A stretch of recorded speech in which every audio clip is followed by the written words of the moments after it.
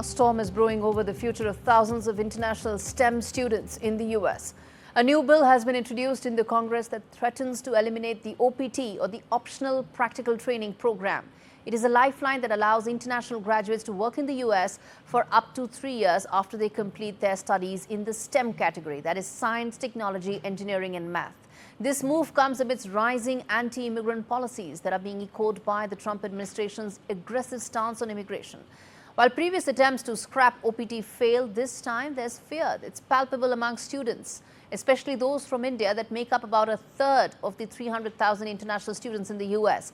Conversations once dominated by coding boot camps are now being replaced with legal webinars and immigration forums. That's how much the uncertainty is. It's overwhelming. U.S. universities being major economic contributors, the bill could cost billions, and more importantly, it risks displacing top global talent. Now, what does this mean?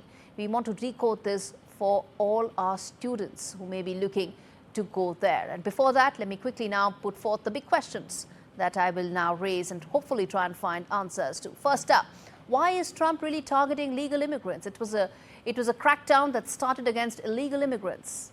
The next question, will this hit the U.S. as a premium destination for international students? And will this then hit the economy as well?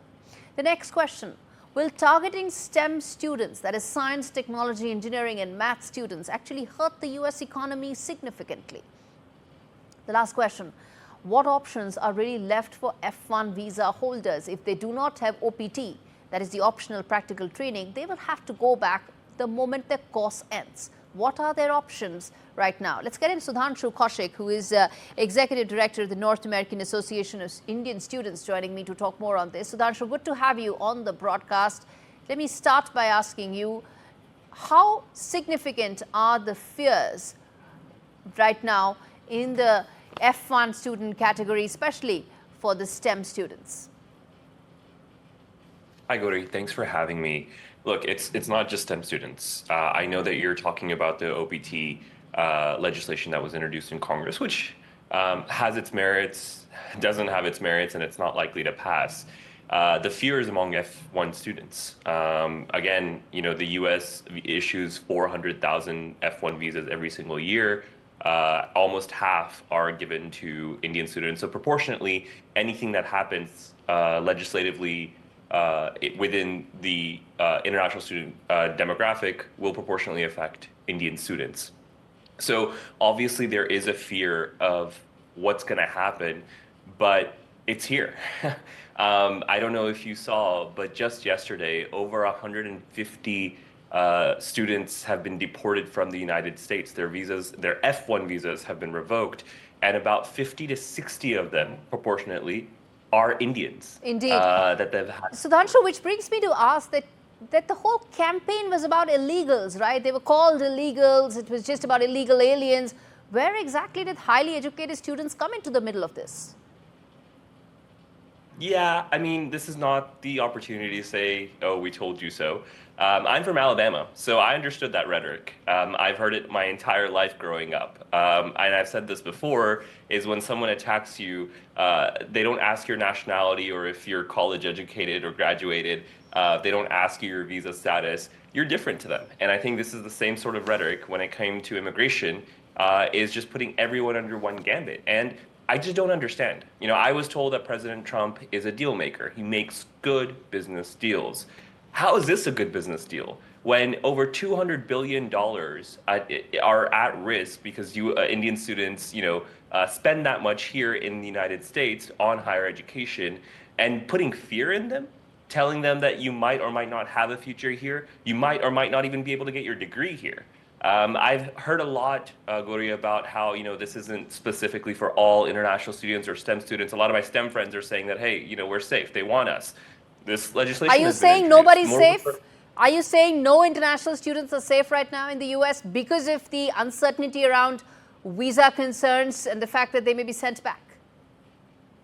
It's not visa concerns. It's the freedom of speech. It's the freedom of academic thought. It's the ability to have the same alienable rights that the Constitution decrees, the U.S. Constitution, on any citizen, but also anyone that is on U.S. territory. Those have been at risk. I mean, again, the 150 deportees, the F1 students that were sent back, these students, look, people are saying that, oh, they were taking part in protests, but what's that thin line? I mean, this is unprecedented, right?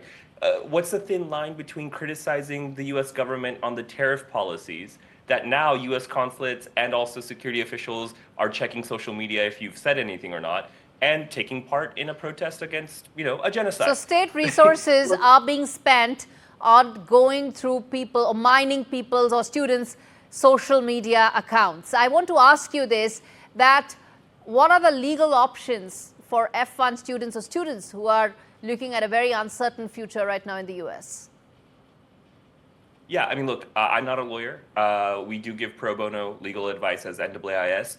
What we're telling people, and there are some really good organizations, the ACLU, people that are actually fighting these cases on an individual one-to-one basis to, set a precedent. But right now, it seems the administration has won, for right now at least, that, these people are being deported, that, your visa is not a right. It is, something that the United States gives you, and what they see fit, they can do with it. So I think that right now it's too soon to be able to tell. What I'm worried about, Gaurie, are the people, for example, the Indian students who spent hundreds of thousands of dollars, took loans out, and might not be able to graduate.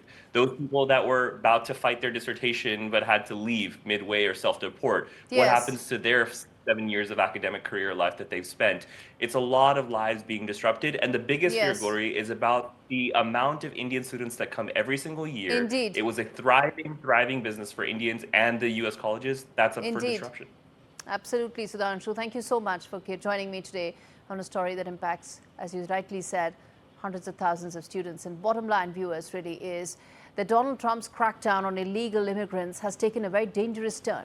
By targeting students with F1 visa, Trump's crackdown will have negative repercussions for the U.S. economy as well, not just the large universities, but also because STEM or science, technology, engineering and math as a category are areas where the average American student actually fares very poorly compared to OECD. Take just maths, for instance. American students fare 28th out of the 37 OECD countries. So they need these foreign students, at least the highly educated ones, like from India, to power their own economy. It's not for nothing that most tech companies in the US, have prominent Indian tech talent, because the US economy needs it to grow and to prosper. And cutting that link is really going to cost the US economy very dearly.